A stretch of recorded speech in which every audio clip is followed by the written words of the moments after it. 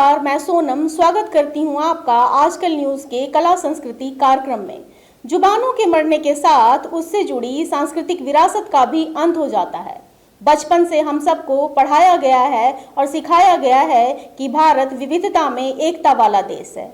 यह अभिव्यक्ति शायद भारत की विभिन्नताओं का प्रतिबिंब है। अलग अलग संस्कृतियों और परंपराओं की झलक यहाँ की भाषाओं में मौजूद है। विभिन्नता इतनी कि हर 11 किलोमीटर पर बोलियां बदल जाती हैं।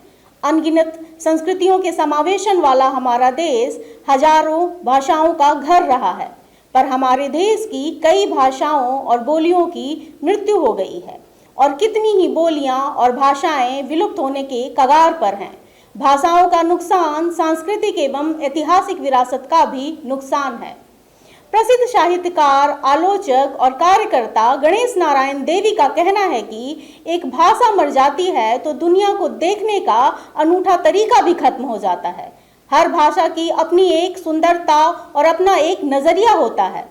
1971 की जनगणना के बाद भारत सरकार द्वारा कहा गया कि 10,000 से कम लोगों द्वारा बोली जाने वाली किसी भी स्वदेशी भाषा को भारत की आधिकारिक भाषा की सूची में नहीं रखा जाएगा। यूनेस्को के अनुसार 10,000 से कम लोगों द्वारा बोली जाने वाली कोई भी भाषा संभावित रूप से खतरे में होती है। 1971 से अब तक भारत के आधिकारिक भाषाओं की सूची में 108 भाषाओं की कमी आई है।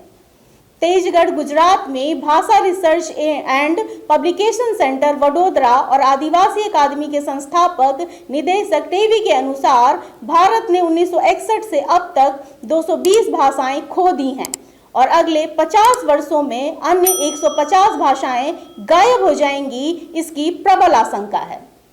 ज्यादातर विलुप्त होती भाषाएं जनजातीय समूहों से जुड़ी हुई हैं। 2018 में यूनेस्को की एक रिपोर्ट में कहा गया कि भारत में 42 भाषाएं विलुप्त होने की ओर अग्रसर हैं और ये 10,000 से कम लोगों द्वारा बोले जाने वाली भाषाओं की सूची में है। जिन भाषाओं या बोलियों को लुप्त प्राय माना गया है उनमें अंडमान और निकोबार द्वीप समूह के 11, मणिपुर के 7 और हिमाचल प्रदेश की 4 बोलियां शामिल हैं। लुप्त प्राय श्रेणी की अन्य भाषाओं में ओडिशा की मांडा, परजी और पेंगो, कर्नाटक की कोराग और कुरबा, आंध्र प्रदेश की गदाबा और नाइक, तमिलनाडु की कोटा और टोडा और अरुणाचल प्रदेश की म्रा और ना, असम की ताई नोरा, ताई रोंग, इसके अलावा उत्तराखंड की बंगाई और झारखंड की बिरहोर एवं महाराष्ट्र की निहाली, मेघालय की रूगा एवं पश्चिम बंगाल की टोटो शामिल है। इसके अलावा हिमाचल पट्टी की भी कई बोलियों पर खतरे के बादल नजर आ रहे हैं। असम में 6 ताई कदई भाषाओं का एक समूह है जो दक्षिण पूर्व एशिया और चीन के लोगों द्वारा बोली जाने वाली एक बोली है जो आसन्न मौत का सामना कर रही है। पिछले 60 वर्षों में अंडमान में बो भाषा और सिक्किम में माझी भाषा सहित लगभग 250 भाषाएं देश में गायब हो गई हैं। आदिवासी संस्कृति और विरासत से समृद्ध राज्य ओडिशा भी भाषा विलुप्त होने के एक गंभीर खतरे का सामना कर रहा है। एक ऐसा राज्य जो लगभग 60 जनजातियों का घर है, 21 जनजातीय भाषाओं और 74 बोलियों का भी घर है, जो राज्य भाषाई विविधता में अत्यधिक योगदान करता है, ऐसे राज्य में भी खतरे के बादल नजर आ रहे हैं।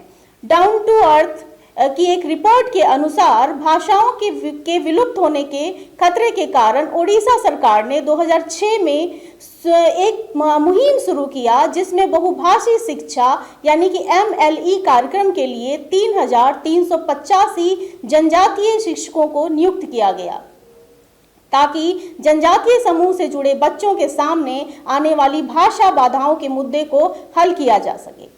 विशेषज्ञों का मानना है कि जब कोई भाषा मरती है तो उससे जुड़े आसपास का ज्ञान तंत्र भी मर जाता है और विलुप्त हो जाता है। इस प्रकार दुनिया को देखने का एक अनूठा तरीका भी खो जाता है।